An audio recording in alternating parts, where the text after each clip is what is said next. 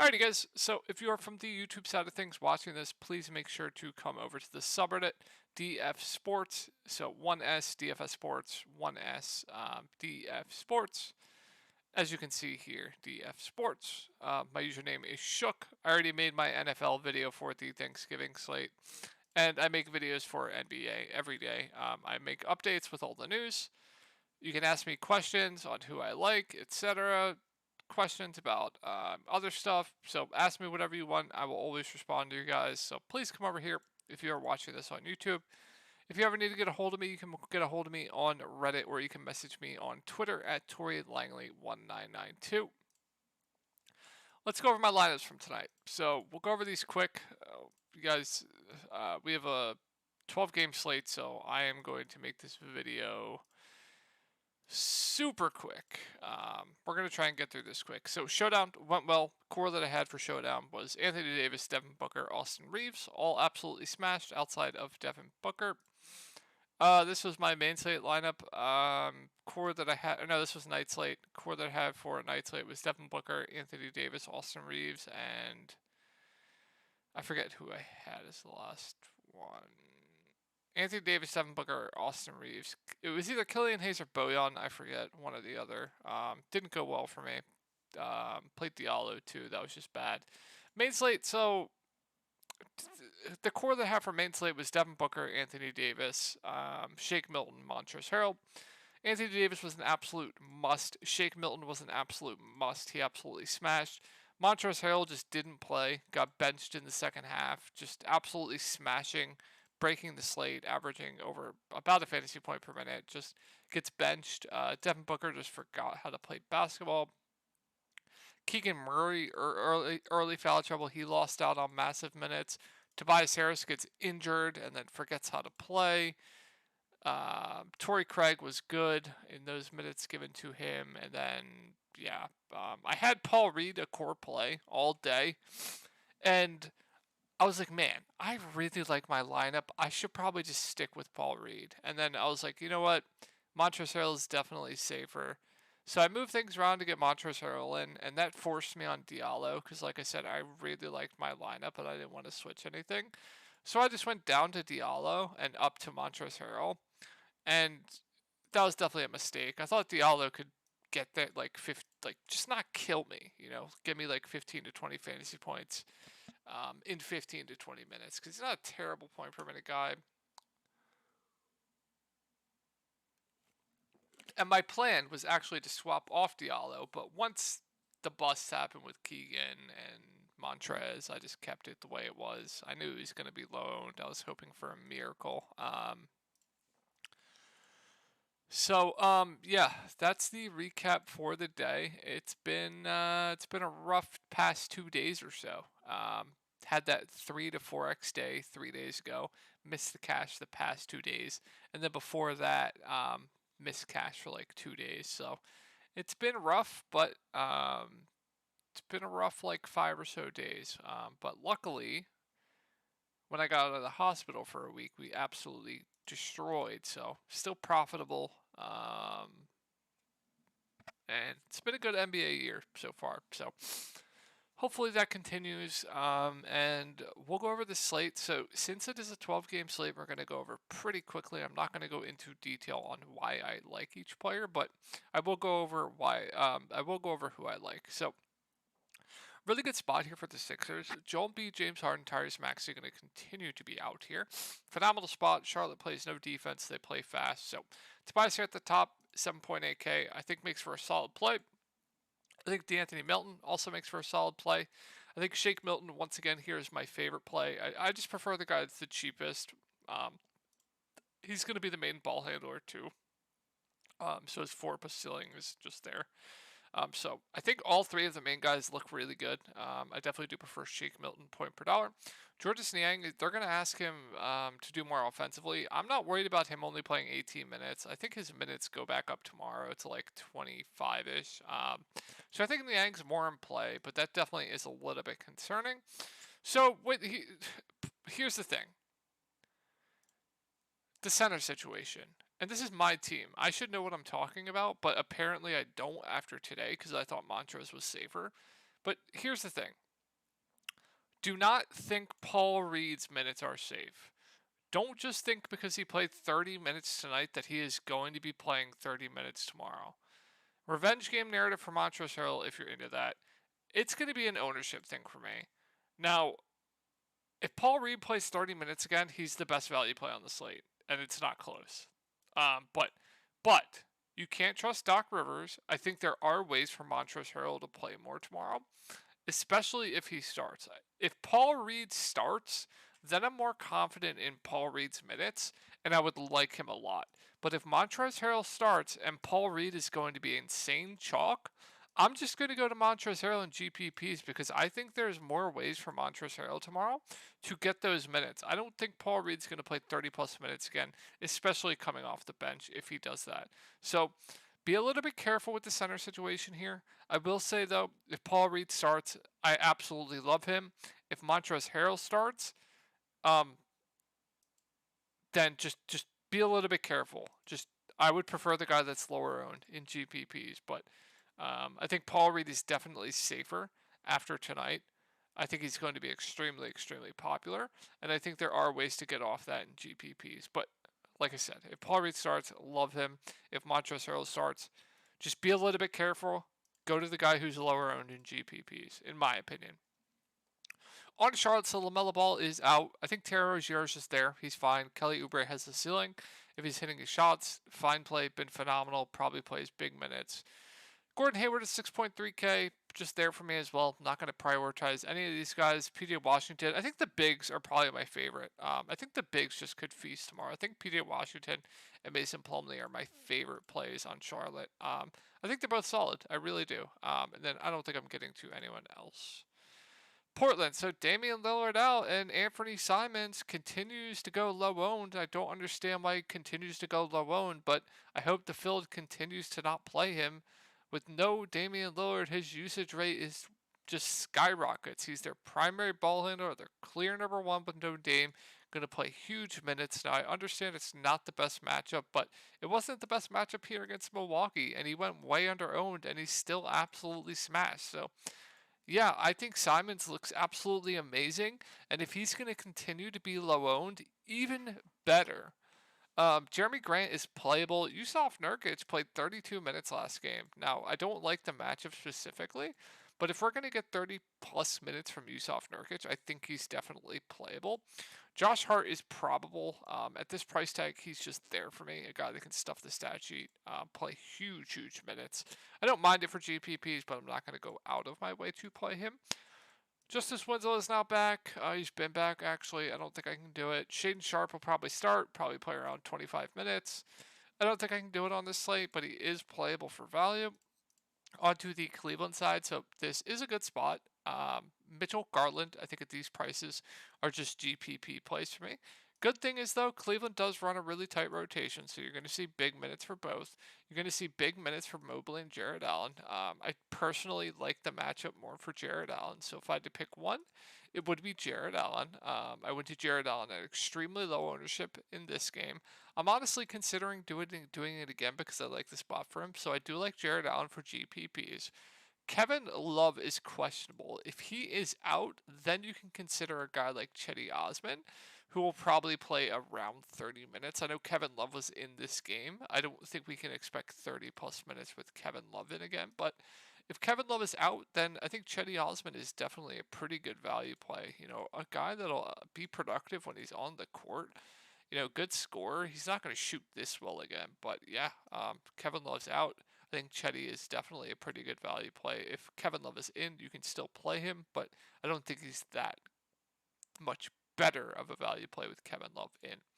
So this game is definitely intriguing for GPPs. So nut matchup here for the Pacers or for the Timberwolves.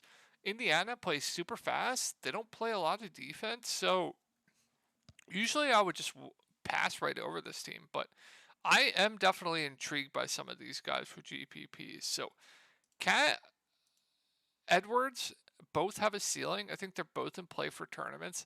I think Rudy Gobert at 6.5K has a ceiling in this matchup as well. Same with D'Angelo Russell. So I do like the Minnesota guys for GPPs. The only issue I have is which one is going to have a good game. I have no idea. It's like playing roulette. But I've been wanting to target the Pacers all season long, and I have been. So I think these guys are firmly in play for GPPs. Jaden McDaniels at 4.8K, I think is a fine value. He is always in foul trouble, so be careful, but he is a good point per minute guy.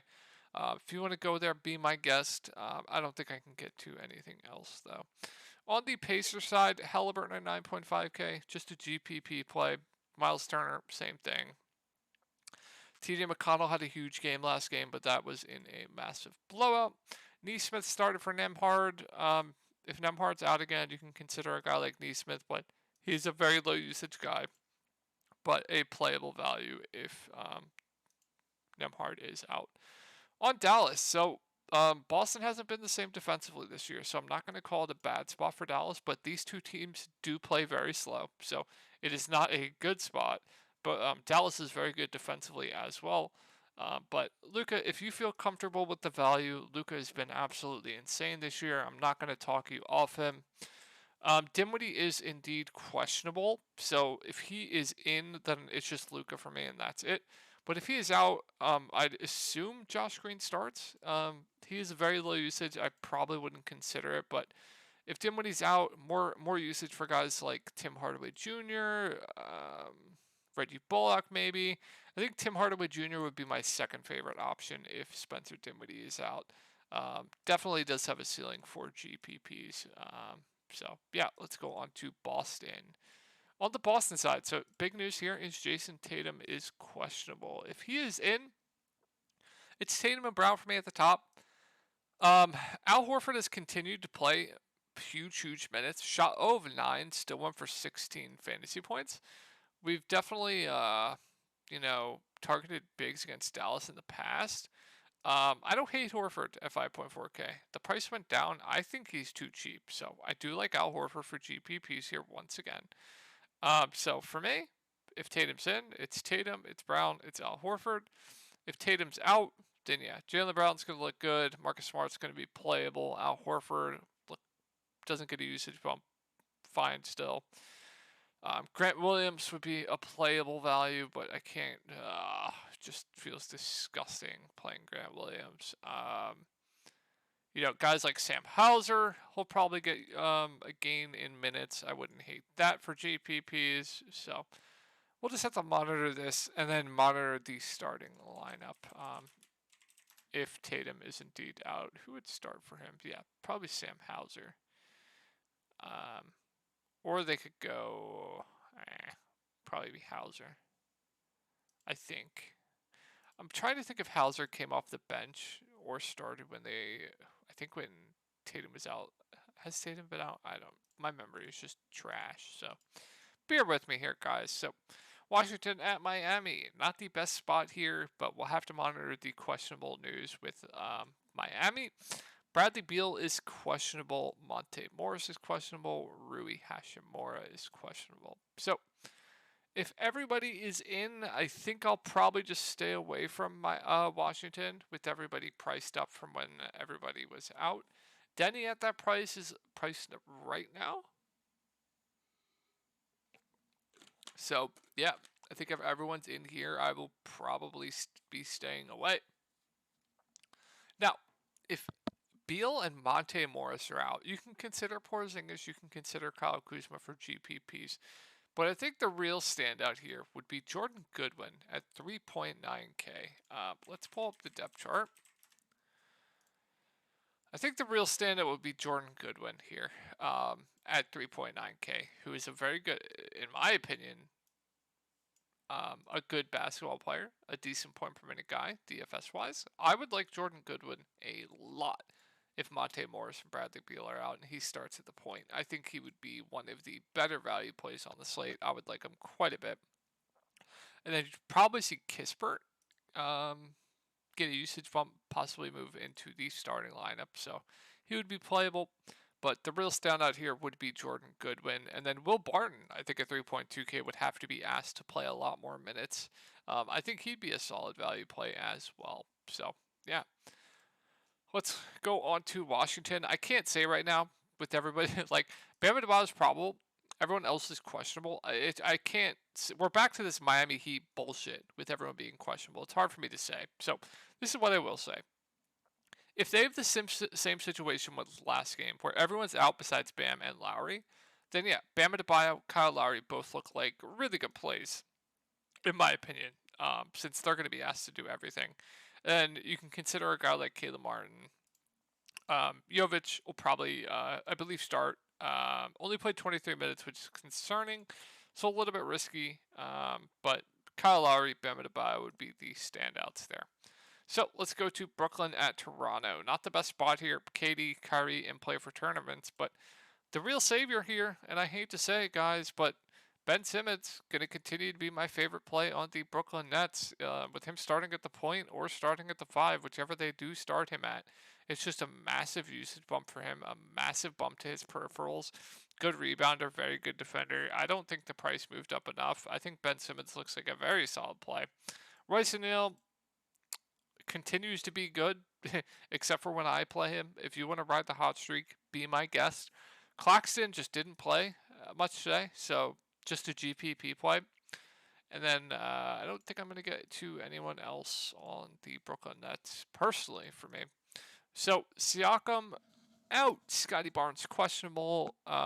If Scotty is in, I still like Fred VanVleet at this price tag. I don't understand why Fred VanVleet is sub 8K. So I really like Fred VanVleet. I think he's going to go low owned tomorrow. I absolutely love Fred VanVleet tomorrow. I'm not going to get the OG at that price. Boucher, a little bit pricey for me. Gary Trent's just fine. And then I don't think I'm going to be getting to anyone else. But if Scotty is out, then yeah, Fred VanVleet just looks phenomenal. I think OG would be a solid play. These two are going to lead the offense. Chris Boucher is still a little bit pricey for my liking. And then Gary Trent, I think would be fine. You'd probably get Thad Young moving into the starting lineup. I think he'd be a fine play, but now he is priced for a ceiling, in my opinion. And then I don't think I'd be going to anyone else. I think I'd really just consider like Fred VanVleet, OG Anunoby, and Thaddeus Young. Let me pull up the depth chart. I think, yeah, I think that'd be it. Unless they like randomly start Chris Boucher, then I would like him, but I think they'll probably start Thad. So we'll wait and see on that. Sacramento at Atlanta, so no standouts here. It is a good spot though. Sabonis, Fox, both have a ceiling. Both are now priced, I think respectively. I think respectively. What's the word I'm looking for? Appropriately. If I had to choose between one, it would definitely be Fox. Kevin Huerter continues to smash, but I think he's priced about right in my opinion. We all know Keegan Murray is going to drop 50 fantasy points tomorrow because I'm fading, but on a 12-game slate, I don't think we need to go there. And I think that's it for me on the Sacramento side. On the Atlanta side, so same thing I'll always say. Trey, Murray, and play for GPPs. I like the spot here for Clint Capella. Not going to play huge minutes, but does have upside. John Collins has been really, really bad this year. He had a good game last game, but not going to go there. Onyeka Okongwu continues to probably be my favorite play on this team. He'll split the center minutes with Clint Capella, and then he'll probably play around 20 minutes at 4K. Good point per minute guy.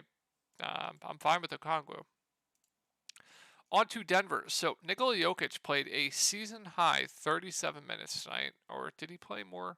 39. Well, second season-high, 37 minutes tonight. They are on a front end of a back-to-back, so they are playing today. So it is a back-to-back. Jamal Murray played 34 minutes. I personally think Jokic and Murray sit tomorrow. Bones Highland is questionable. So we're going to have to monitor this news. I personally think they rest, but if Jokic is in and Murray is in, then not much stands out to me.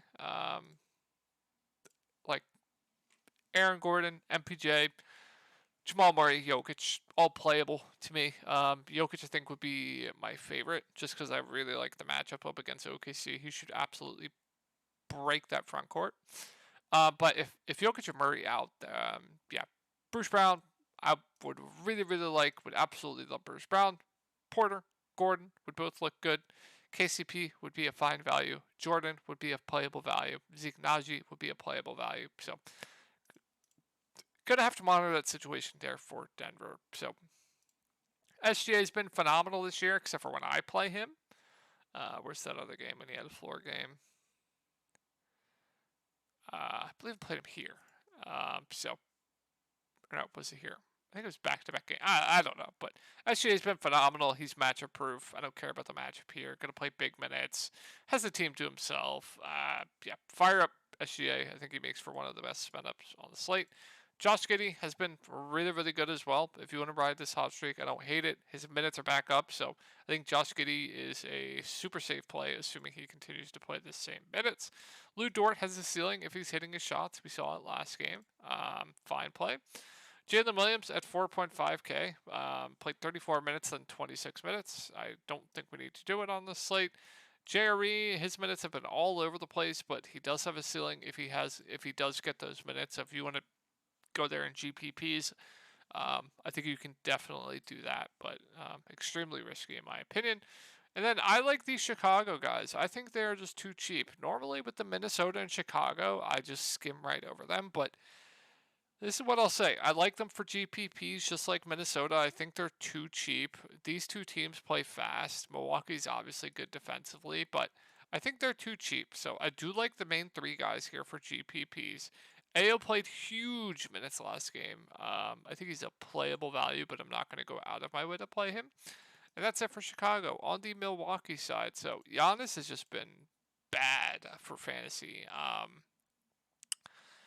I don't know what to say here. I do like the spot up against Chicago. So if we're gonna get Giannis at like sub 5%, and I like the value tomorrow, sign me up. So I like Giannis for GPPs. Drew Holiday is limited, so I can't go there. And then I don't think I'm gonna go to anyone else on Milwaukee. On the Pelican side, nothing stands out. It's a good matchup. I will probably pass. On the Spurs side of things, same thing. I'll probably pass on these Spurs. I will say this: Jakob Poeltl is questionable, and we do have Zach Collins probable. If Jakob Poeltl is out, and we get news that Zach Collins isn't going to be limited and he's going to be starting, he's going to be one of the best value plays on the slate. So that is definitely something to monitor. So if Jakob Poeltl's out, Zach Collins starts. No minute limit. Absolutely love him. So we'll have to monitor that news. That could muddy up some things, especially if he's limited, because then you're gonna get like Zach Collins, Charles Bassey, Diang. You can have like a 3 to 4-handed monster at center there. So Detroit, I don't know what to say about that rotation tonight. I really, really don't. Look at this rotation. Bojan 35 minutes, Livers 24, Marvin Bagley 22, Killian Hayes 28, Jaden Ivey 26, Jalen Duren 26. So they really, really split up all the minutes tonight. So this is what I will say. Be careful with Detroit. I will say if it was a normal rotation, I would like them. Jaden Ivey, Bojan would be both good plays. I think Bojan's a good play regardless. I think his minutes are definitely the safest, which doesn't make sense because he is the oldest. So that's kind of weird. But they seem to want to give Bojan consistent minutes. So I do like Bojan. Everyone else is just GPP plays. I like Ivy for GPPs. Hayes is fine for GPPs. Alec Burks is getting more minutes of late. But I don't think I can do it on a 12-game slate. I do like both of the bigs, though. These guys are going to split the center minutes. They're both really good point per minute guys. So I do like both the bigs for value. Not going to chase the Kevin Knox game tonight. That was a fluke. So on to Utah. So Mike Conley going to continue to be out. Lauri Markkanen, I know you guys are all mad. Whoever played him against the Knicks and then continues to smash afterwards. But 8,100, I think he's just there for me. Clarkson had a big game. But no Mike Conley. Clarkson gets a big boost. He's the clear number one offensively on this team, but no Mike Conley. Gonna play big minutes, so yeah, I'm fine with Clarkson for GPPs. And this is where it gets like just a headache. I like Olynyk. I like Vanderbilt for GPPs. They're both good point per minute guys, and if they can stay out of foul trouble, they're going to smash. So I do like both Olynyk and Vanderbilt for GPPs. Colin Sexton started, played 28 minutes. He was chalky too. I like going back here. I do. If the ownership's going to drop, sign me up for some Colin Sexton. So I do like Colin Sexton for value. Malik Beasley at 4.8K. I like as well. I definitely do prefer Sexton for the discount.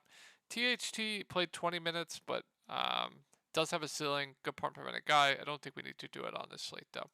And then time for the chalk game of the night. So if you think this game stays close, I think Steph looks great. Been phenomenal this season.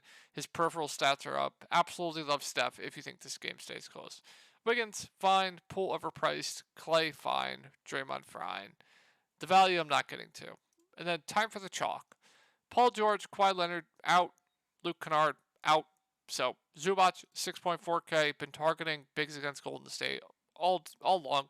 If you think this game stays close, I think Zubac looks really good. I think John Wall is a solid play at 5.8K. He's going to be asked to do more. Marcus Morris is going to have to play an absolute shitload of minutes. I think he looks good. Reggie Jackson, 5.5K, is going to have to play a shitload of minutes too. He's going to have to do a lot more offensively. I think he looks good. Norman Powell probably starts. He's going to shoot the ball 20 plus times. I think he looks really good. Terrence Mann probably moves into the starting lineup. He probably plays over 30 minutes. I think he looks like a really good value. Nick Batum's probably going to play a little bit more. I think he looks like a fine value. So a lot to like with these Clippers tomorrow. And it's not going to be fun when they all bust because it's the Clippers. But I hope this helped you guys out, and I will talk to you tomorrow.